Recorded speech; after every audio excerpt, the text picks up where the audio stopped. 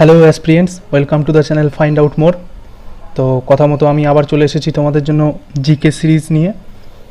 তো আমরা প্রথমে ছিলাম ইন্ডিয়ান পলিটিতে আমরা আজকে করব আরআরবি এনটিপিসিতে যেই কোশ্চেনগুলো বারবার দেয় সেই কোশ্চেনগুলো নিয়ে আলোচনা করব। এই কোশ্চেনগুলো প্রিভিয়াস ইয়ারে আরআরবি এনটিপিসিতে বারবার এসেছে এবং সেই জন্য আমরা এই কোশ্চেনগুলো নিয়ে চলে এসেছি। এগুলোই আজকে আমরা প্র্যাকটিস করব। তো 36 নম্বর কোশ্চেন থেকে আজকে আমাদের প্র্যাকটিস সেট শুরু হচ্ছে। তো তোমাদের এই ভিডিওগুলো ভালো লাগলে অবশ্যই ভিডিওটি লাইক করো এবং সবার সাথে শেয়ার করো এবং চ্যানেলটাকে অবশ্যই সাবস্ক্রাইব করে দিও। তো চলো শুরু করা যাক আজকের প্রথম কোশ্চেন থেকে। Question number 36, under the article 72 of Indian constitution who can pardon a sentence of death? মৃত্যুদণ্ডের মতো অপরাধকে ক্ষমা করতে পারে কে? এটা আর্টিকেল 72-তে বলা হয়েছে। আর্টিকেল 72-তে বলা হয়েছে যে মৃত্যুদণ্ডের মতো অপরাধকে ক্ষমা করতে পারেন একমাত্র প্রেসিডেন্ট অফ ইন্ডিয়া। তাহলে under the article of 72 of Indian constitution who can pardon a sentence of death? President of India. দেখে নেবো এবার কোশ্চেন নাম্বার 37 কি বলছে। Number of articles present in the constitution of India originally was. ভারতীয় সংবিধানে বর্তমানে কতগুলো ধারা আছে? তো ভারতীয় সংবিধানে বর্তমানে 395 395টি ধারা আছে। এটা খুবই ইম্পর্টেন্ট কোশ্চেন। চলে আসি নেক্সট কোশ্চেনের দিকে। Question number 38, who has been appointed as the governor of Sikkim in August 2018? 2018 সালে সিকিমের গভর্নর কে নিযুক্ত হয়েছিলেন? তো এটার অ্যান্সার হবে গঙ্গা প্রসাদ, 38A। চলে আসি নেক্সট কোশ্চেনের দিকে। 39, হু among the following has right to vote in the elections of both Lok Sabha and Rajya Sabha? Lok Sabha এবং রাজ্যসভা উভয় ক্ষেত্রে ভোটদানের ক্ষমতা কার থাকে? এখানে চারটে অপশন আছে। Indian citizen above the age of 18, elected members of Lok Sabha, elected members of Rajya Sabha, elected members of the Vidhan Sabha. তো এটার অ্যান্সার হবে 39D, ইলেক্টেড মেম্বার অফ বিধানসভা। বিধানসভার যারা মেম্বার থাকে তাদেরই ক্ষমতা থাকে লোকসভা এবং রাজ্যসভা উভয়দেরকে ভোট দেওয়ার। চলে আসি কোশ্চেন নাম্বার নেক্সট কোশ্চেনে, 40 number question. Which of the following is not a qualification of any person to become governor of a state in India? নিচের এই চারটি ক্যাটাগরির মধ্যে, চারটে অপশনের মধ্যে কোনটি একজন গভর্নরের মধ্যে থাকে না? তাহলে must be at least 30 years old, should not hold any office to profit during his or her tenure, must be a citizen of India, not be a member of either house of the parliament or state legislature.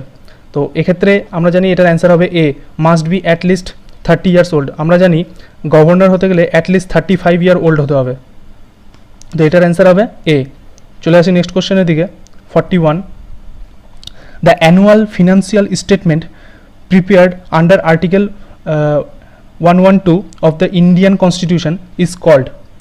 তাহলে question number 41, the annual financial statement prepared under article 112 of the Indian constitution 112 নং ধারা অনুসারে যেটা annual financial statement হয় সেটা হলো budget. তাহলে 41C। চলে আসি নেক্সট কোশ্চেনের দিকে। 42 নম্বর question, which fundamental right is called as the heart and soul of the constitution by doctor B R. Ambedkar? এটা খুবই একটা ইম্পর্টেন্ট কোশ্চেন। কোন ফান্ডামেন্টাল রাইটটাকে হার্ট অ্যান্ড সোল বলা হয়? ভারতীয় সংবিধানের হৃদয় এবং আত্মা বলা হয় কোন মৌলিক অধিকারটিকে? তো এখানে ফান্ডামেন্টাল রাইট মানে মৌলিক অধিকার বলা হয়েছে। তো এটাকে বলা হয় right to constitutional remedies. Right to constitutional remedies মানে কি? সাংবিধানিক প্রতিকারের অধিকার।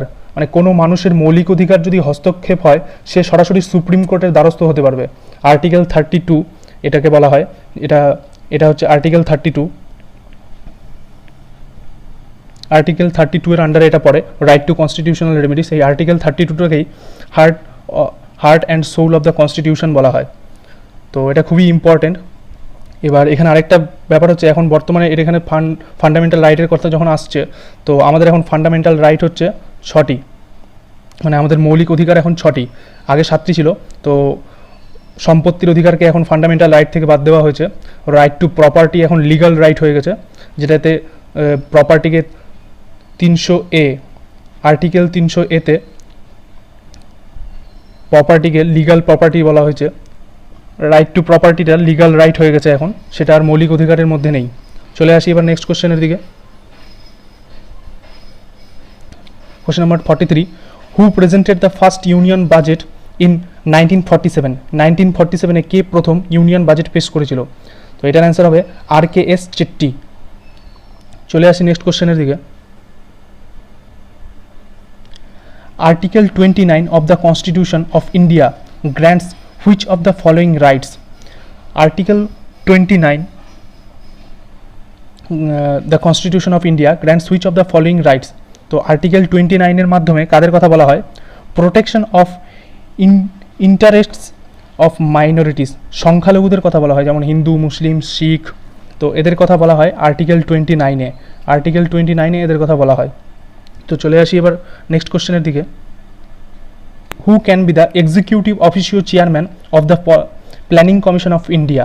তো executive officio chairman of the planning commission of India হয় কে? মানে প্ল্যানিং কমিশনের প্রধান হয় প্রাইম মিনিস্টার। তো 45B। চলে আসি নেক্সট কোশ্চেনের দিকে। 46, হু among the following can be the chairman of national human rights commission NHRC? National human rights commission, এই ব্যাপারটা আজকাল খবরে খুবই থাকে, তো এটা খুবই একটা ইম্পর্টেন্ট প্রশ্ন। তো এখানে 4টে অপশন আছে, তাহলে এখানে হবে only a retired chief justice of India. Only a retired chief justice of India এটার চেয়ারম্যান হতে পারে। ন্যাশনাল হিউম্যান রাইটস কমিশন, এটার চেয়ারম্যান হতে পারে only a retired chief justice of India, মানে সুপ্রিম কোর্টের থেকে অবসরপ্রাপ্ত কোনো জাজ, চিফ জাস্টিস, তিনি হতে পারেন এটার চেয়ারম্যান। চলে আসি নেক্সট কোশ্চেনের দিকে। 47 number question. Identify the correct statement or statements with regard to Jammu and Kashmir. Jammu and কাশ্মীরের রিগার্ডিংয়ে এখানে যে 4টে অপশান দেওয়া আছে, কোনটি সঠিক? Governor's rules is possible in Jammu Kashmir, হ্যাঁ গভর্নর রুল পসিবল জম্মু কাশ্মীরে।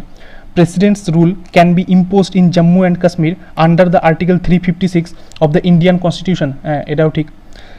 Financial emergency can not be imposed in Jammu and Kashmir under the article 360 of the Indian constitution, এটাও ঠিক আছে। Right to property is still a fundamental right in Jammu and Kashmir, এটাও ঠিক আছে। তাহলে আমাদের এটা অ্যান্সার কী হবে? এটার অ্যান্সার হবে D, ABCD সবগুলোই ঠিক আছে। এবার চলে আসি আমরা নেক্সট কোশ্চেনের দিকে। The Delhi legislative assembly has no power over the following items enlisted in the state list. State লিস্টে থাকা সত্ত্বেও দিল্লি গভর্নমেন্ট কোন বিষয়ের ওপরে কোনো রকম ক্ষমতা আরোপ করতে পারে না? তো এটা হবে ইন্ডাস্ট্রি। তো ইন্ডাস্ট্রি সবসময় কেন্দ্রের কথা শুনে চলবে, দিল্লি গভর্নমেন্টের কথা শুনে চলবে না, বা দিল্লি গভর্নমেন্টের কথা শুনে চলতে বাধ্য থাকবে না ইন্ডাস্ট্রিয়ালিস্টরা। তো এখানে কেন্দ্র এটার উপরে সব রকম ক্ষমতা হস্তক্ষেপ করবে। তো চলে আসি নেক্সট কোশ্চেনের দিকে। 49 number question. The fundamental duties of the Indian citizens are incorporated in the following article of our constitution. তো ফান্ডামেন্টাল ডিউটি মানে মৌলিক কর্তব্য, মৌলিক কর্তব্যের কথা কোন আর্টিকেলে বলা হয়েছে? মৌলিক কর্তব্যের কথা বলা হয়েছে আর্টিকেল 51A। আর্টিকেল 51A মৌলিক কর্তব্য নিয়ে আলোচনা করে। তো চলে আসি নেক্সট কোশ্চেনের দিকে। 50 number question. How many members can be nominated to Lok Sabha by the president of India? লোকসভায় প্রেসিডেন্ট অফ ইন্ডিয়া, রাষ্ট্রপতি দ্বারা কতজন সদস্য মনোনীত হন? তো এখানে হবে অ্যান্সার 2। তাহলে এখানে হবে A, লোকসভায় 2 জন মনোনীত হন প্রেসিডেন্ট দ্বারা লোকসভায়, আর 12 জন মনোনীত হন রাজ্যসভায়।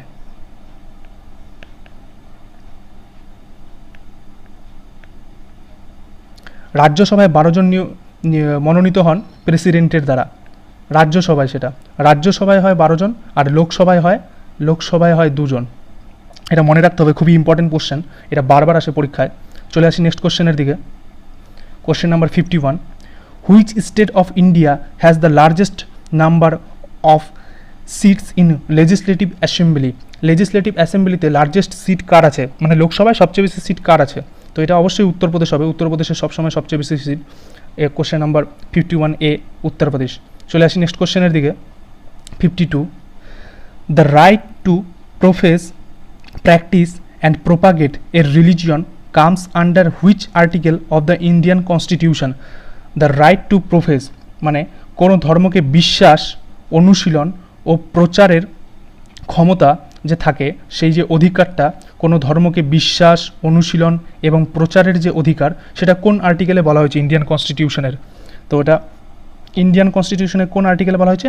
Article E25। আর্টিকেল E25-এ কোনো ধর্মের প্রচার, বিশ্বাস এবং অনুশীলনের ব্যাপারে বলা হয়েছে, অধিকার দেওয়া হয়েছে। আর্টিকেল E25 খুবই ইম্পর্টেন্ট, এটা একটা প্রশ্ন, এটা বারবার পরীক্ষায় এসেছে আরআরবি এনটিপিসিতে। চলে আসি নেক্সট কোশ্চেনের দিকে। Question number 53, which of the following functions is run by the speaker's leadership? কোন জায়গায় আমাদের স্পিকার লিডারশিপ করে? তো আমরা এটা সবাই জানি, লোকসভাতে সবসময় স্পিকার লিডারশিপ করে, তো অবশ্যই এটার অ্যান্সার হবে লোকসভা। 53B।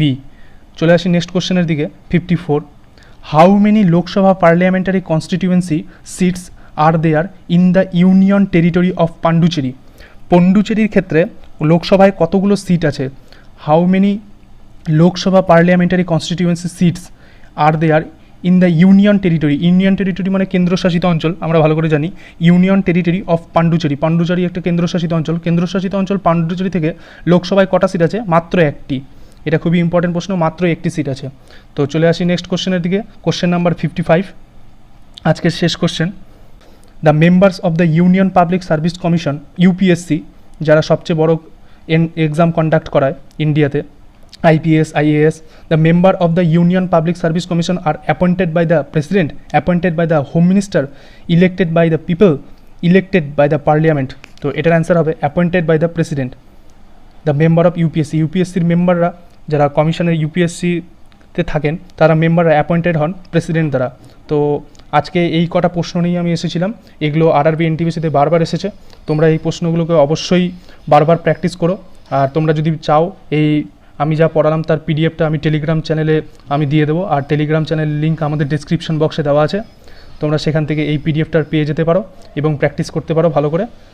তো তোমরা ভিডিওটা ভালো লাগলে অবশ্যই লাইক করো, সবার সাথে শেয়ার করো এবং চ্যানেলটাকে অবশ্যই সাবস্ক্রাইব করো। তো দেখা হচ্ছে আবার কালকে আরও কতগুলো প্রশ্নের সাথে। Thank you so much.